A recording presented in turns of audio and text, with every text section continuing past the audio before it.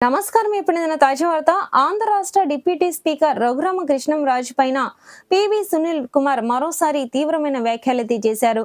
దీనికి సంబంధించినటువంటి video complete గా తెలుసుకోవాలి అనుకున్నట్లయితే స్కిప్ చేయకుండా చివరకు చూసి నచ్చితే లైక్ చేసి మన ఛానల్ ని సబ్స్క్రైబ్ చేసుకొని సపోర్ట్ చేస్తూ ఉండండి. రఘురామతో పివి సునీల్ కుమార్ పొలిటికల్ గేమ్. వైఎస్ జగన్ ప్రభుత్వ హయాంలో సిఐడి చీఫ్ గా పనిచేసినటువంటి ప్రస్తుత సస్పెన్షన్ ఉన్న సీనియర్ ఐపీఎస్ అధికారి అయినటువంటి P V Sunil Kumar Andhra Pradesh assembly deputy speaker రఘురామకృష్ణంరాజును టార్గెట్ చేస్తూ విసురుతున్న రాజకీయ సవాళ్లు ఇప్పుడు రాజకీయ పరంగా హాట్ టాపిక్ గా మారాయి.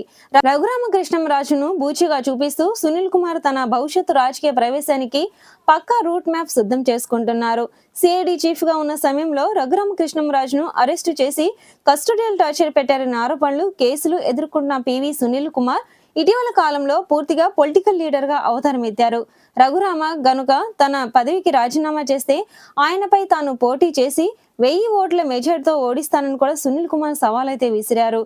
రఘురామకృష్ణంరాజు ఇప్పుడు రాజీనామా చేయరని, ఒకవేళ చేసినా సునీల్ కుమార్ నేరుగా వచ్చి పోటీ చేయరని అందరికీ తెలిసిన సత్యమే. కానీ ఈ సవాళ్ల డ్రామా వెనుక ఉన్న అసలు వ్యూహం రఘురామ ఇమేజ్ ను వాడుకొని తద్వారా తాను కూడా మైలేజ్ సాధించడమే.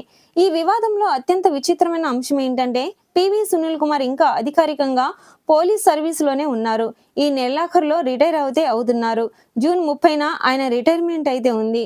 ఈ సస్పెన్షన్ లో ఉన్నప్పటికీ కూడా అఖిల భారత సర్వీస్ నిబంధనల ప్రకారం ఓ ఐపీఎస్ అధికారి ఇలా ప్రత్యక్ష రాజకీయ సవాళ్లు విసరడం, ప్రెస్ మీట్లు పెట్టడం నిబంధనలకు విరుద్ధం.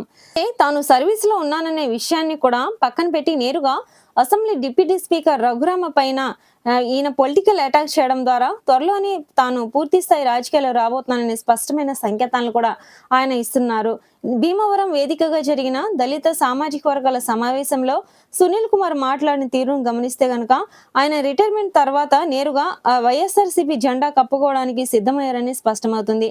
కూటమి ప్రభుత్వం పైన, ప్రత్యేకించి రఘురామ పైన ఎంత గట్టిగా పోరాడితే వైసీపీ అధినేత జగన్మోహన్ రెడ్డి దృష్టిలో అంతటి ప్రాధాన్యత దక్కుతుందనేది ఆయన ప్లాన్. గత 5 ఏళ్లుగా రఘురామకు సునీల్ కుమార్ కు మధ్య ఉన్న పాత గొడవను, కేసులను తన పొలిటికల్ కెరీర్ కు పెట్టుబడిగా పెట్టుకోవడానికి సునీల్ కుమార్ అయితే రెడీ అయ్యారు.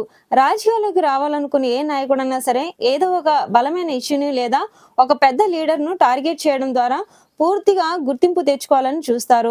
ఇప్పుడు పివి సునీల్ కుమార్ కూడా సరిగ్గా ఇదే ఫార్ములాను ఫాలో అవుతున్నారు. రఘురామకృష్ణంరాజుపై ఉన్న వ్యక్తిగత కక్షను దళిత సెంటిమెంట్ తో ముడిపెట్టి వైసీపీలో కీలకమైన దళిత ఫేస్ గా ప్రొజెక్ట్ అవ్వాలని కూడా ఆయన చూస్తున్నారు.